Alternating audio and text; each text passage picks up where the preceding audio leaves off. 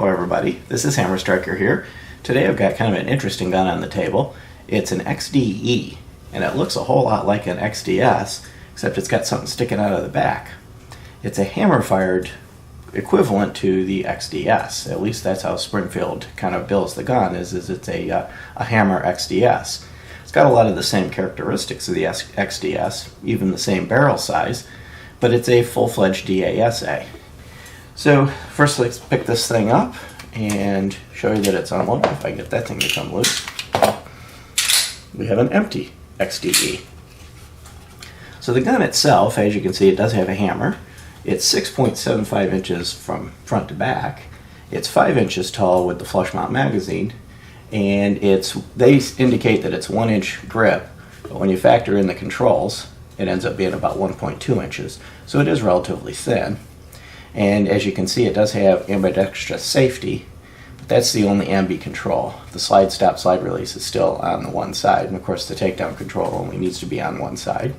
Let's talk about that safety for a second.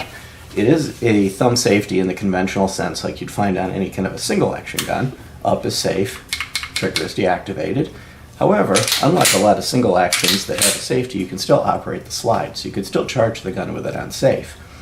If you push the safety back down to the fire position, of course the gun would be able to fire.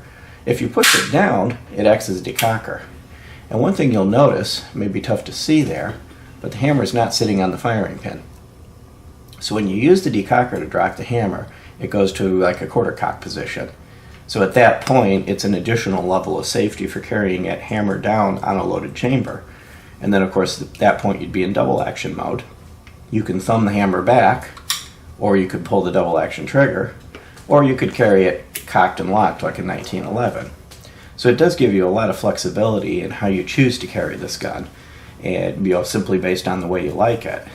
Now, a lot of the classic DASAs, they've been around for years, are big, they're heavy, they're kind of chunky. They're things like the classic metal SIGs, or some of the other variations, many of the CZs, where there's a frame and then there's grips that you attach to the frame. So they end up being fairly wide and overall a little bit bulky. Now there are smaller, slimmer double action, single actions out there, but they're kind of not as common.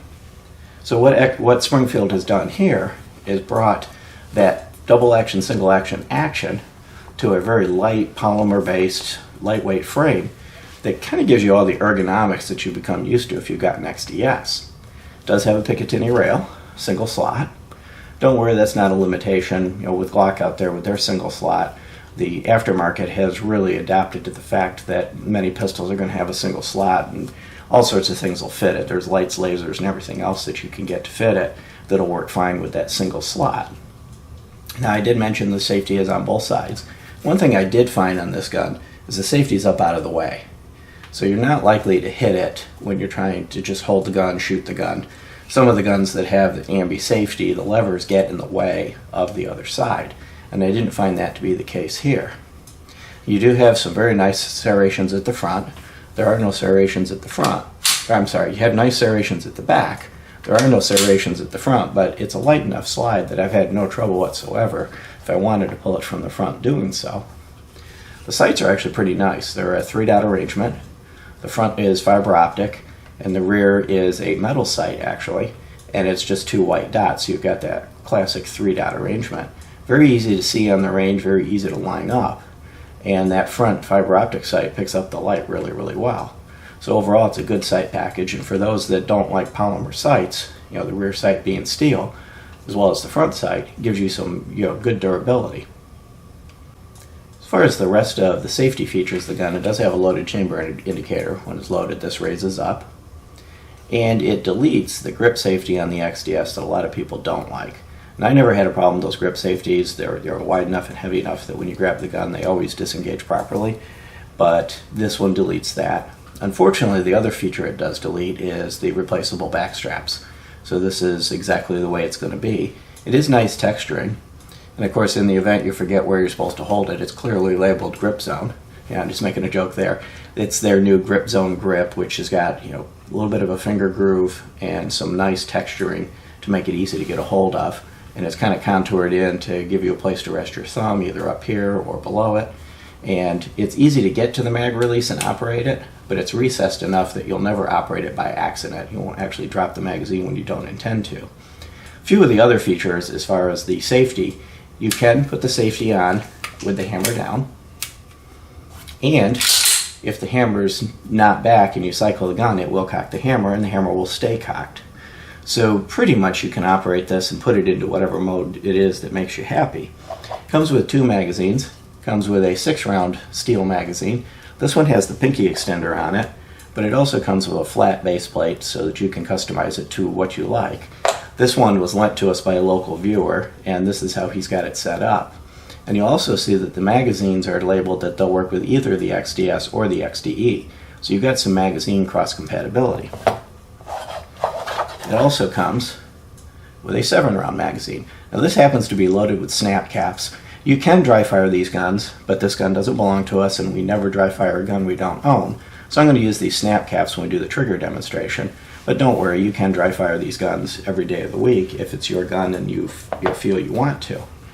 Beyond that, it's just very well designed, it's ergonomic, everything on this just worked. Found it fairly easy to shoot well.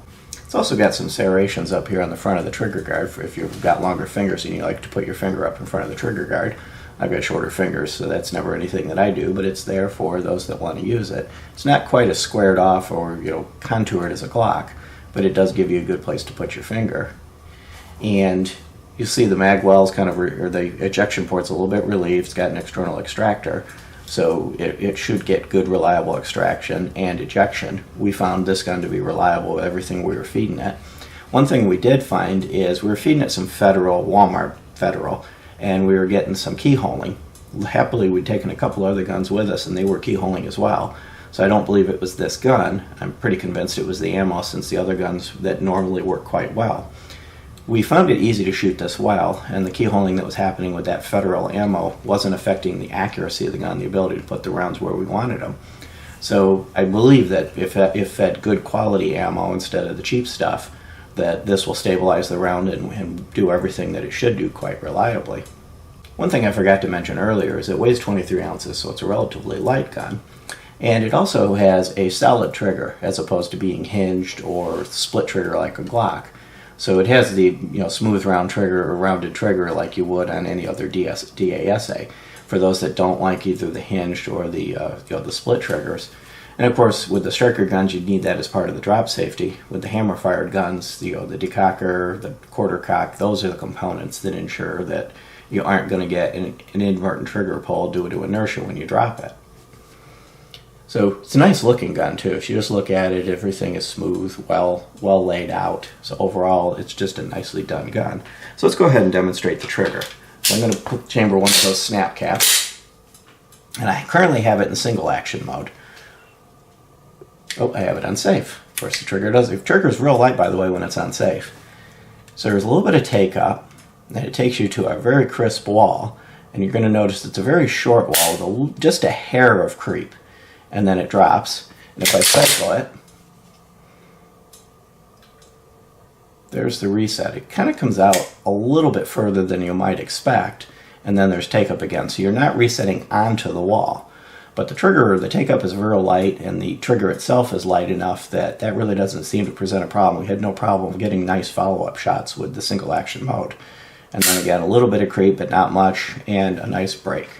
So overall, the single-action trigger on it is quite nice. Now the double action, which if I let it all the way out, and of course the hammer's down, isn't quite as nice. It's a really heavy one. That click, by the way, is when it crossed that quarter cock. So if I were to let off the trigger at this point, now it would be in the quarter cock position, which I could also have pulled the hammer back to get it into that position. And this would be you're carrying it hammer down in a safe mode. Of course, you'd put the safety on for additional guarantee. But if I pull the trigger, it's long and it's heavy, which is typical of a DASA, but there's quite a bit of stacking. And when you get to the end, it gets really heavy real quick and gets kind of vague. So we did have a hard time firing the double action trigger well, because it just keeps getting heavier and heavier, and it's kind of vague as to when it's going to break. So you just keep putting more poundage on it, not knowing when it's going to do its thing. So I wasn't as fond of the double action trigger. But the nice thing about this is you would only have to have it in double action if that's what you liked and you trained with it. But you can always have it cocked and locked if you want, or double action decocked if you want. So it's nice that you have the flexibility to do whichever you please. So if you're looking for a good single action trigger in a polymer gun like this, this has definitely got it. If you're looking for a good double action trigger, there's several out there that have a nicer, smoother, more even double action trigger, but it does get the job done. Disassembling this to clean it is quite easy. Of course, remove the magazine, remove any round you might have in the chamber, and in the XD, XDS, XDM series, you lock them back and lift up this lever, which is real easy to do. Now it's under tension, so when I release the slide release, you want to hold on to it, and they separate easily. Internally, everything is well machined. Everything is smooth. You can see it's got very robust front and rear slide guides on both sides. And the fire control group's got a little bit more going on because it is a DASA. They tend to be a little more complicated than the fire control group for a striker gun. But overall, it's well designed, and you do have a partial feed ramp here, and when the barrel's in place, creates the full feed ramp. The whole XDS, XDM series that we've had in the past have been really reliable with feeding. No matter what it is you're giving them, they feed it. We've never had any problems with them failing to feed or operate properly. The slide's relatively simple. Of course, you don't have a striker mechanism in here. All you've got is a firing pin that just slides back and forth. It does have a firing pin block for drop safety, so this is one of the additional safeties. And it has, the heavier, larger grooves for the slide guides. So overall, this is just designed to keep the slide stable and be reliable. And the whole XDM, XD series is designed to be a long-lived gun. It has a dual captive recoil spring, and the typical barrel you've come to see more on the striker guns. So it's got a barrel that's more like what you're used to on the striker guns rather than the loop that the more 1911-ish style that you tend to find on many DASAs. And it does have conventional rifling. Get a little bit of light in here. It does have conventional rifling. And again, I believe this has the ability to stabilize any good quality round. Those federal rounds that weren't stabilizing in this weren't stabilizing in the other two guns, so I'm definitely not going to blame the gun for that. The barrel's coated well, it's well machined. Overall, end to end, typical for these guns, the quality is excellent, the machining quality is excellent. Put it back together is as easy as taking it apart. Line up the recoil spring, drop the barrel in, line it up on the guides, and then lock it back. Flip the lever down, and you're back into operation. One thing I should have done while I had it apart, and I can do it without having to take it apart, is show you that it has a nice wide polished feed ramp. And of course that line in the middle of it is the split between the half on the frame and the half on the barrel. But it's a nice wide feed ramp and it's highly polished. This is the way it came from the factory, which is again typical of the XD series of guns. They do have nice wide and polished feed ramps. So it's got all the characteristics you would need for something that you want to be reliable and that you want to work well with whatever it is that you happen to be feeding it that day. So let me compare this to a couple guns just from a size comparison. So of course you've got it in its decocked status, and what it's directly competing with, of course, is the XDS. And the XDS, which is unloaded, is actually a smaller gun. It's a little bit shorter, front to back. When I line them up beaver tail to beaver tail, I'm not ignoring the hammer bob, or not paying attention to the hammer bob. And it's shorter, noticeably. If you were to look at the back of the magazine, assume this one had the flat base plate on it. But that also accounts for the round difference. This has one fewer round. So that, basically that gap, that difference is the one extra round. And of course there are extended magazines available for the XDS. The XDS can go down to 5, and the smallest round count in the XDE is 6 and 7. And to show you the magazines are interchangeable on these, upward anyway. I can't put the 5-round magazine in the XDE, but I can put the 6-round magazine in the XDS. And you'll see that at that point, if I were to bring it around, the height would be almost identical. So it really is that extra round. And the other thing you'll notice is there is slight flare. You can see it right here with the image on it. There's a slight flare to the magwell to make it easy to load the magazine in when you're in a hurry. It's not squared off. So it gives you all these little nice features that you tend to find on these guns. Another gun that you might be looking at in a similar territory, put the flush books, get the right magazine, flush magazine back in it, would be an XDM 3.8 compact, which of course is unloaded. And they're about the exact same height. Now the 3.8 compact is a longer gun, and it's a thicker gun. So, one of the things you might have is an XDM that you carry when you've got, carrying inside the waistband or outside the waistband. And then when you're needing something a little more slimline, you want to move to the XDE.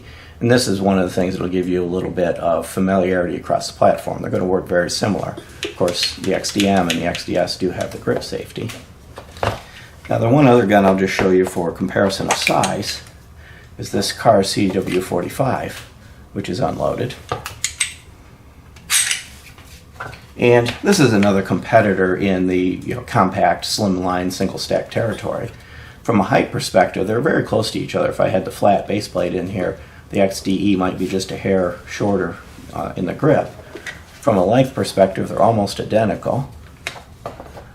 And the CW45 is just a hair narrower, but not by a significant margin. So overall, you've got a gun that's consistent with the other guns in the territory that would be comparable to it in the same caliber. So I'll put all those away. So come back around with an MSRP of $568. It's also less expensive than a lot of classic DASAs. It's a well-manufactured gun, and it's a very high-quality gun. So we did find that I was able to shoot this better than the other two that we had with us. We had the XDS in the car. When Hammer was firing them, he was actually able to do the car a little bit better than this one. So it kind of comes down to what fits your hand and what works well. But overall, I believe this gun's got a potential to be very accurate. It's definitely reliable and definitely well made. If you like our videos, please give us a thumbs up, share, subscribe. Don't forget to check us out on Facebook and Patreon, and have a great day. Thank you.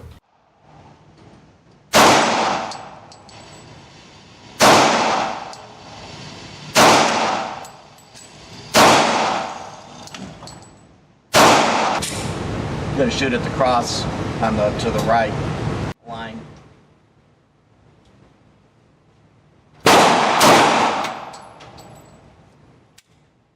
Same area.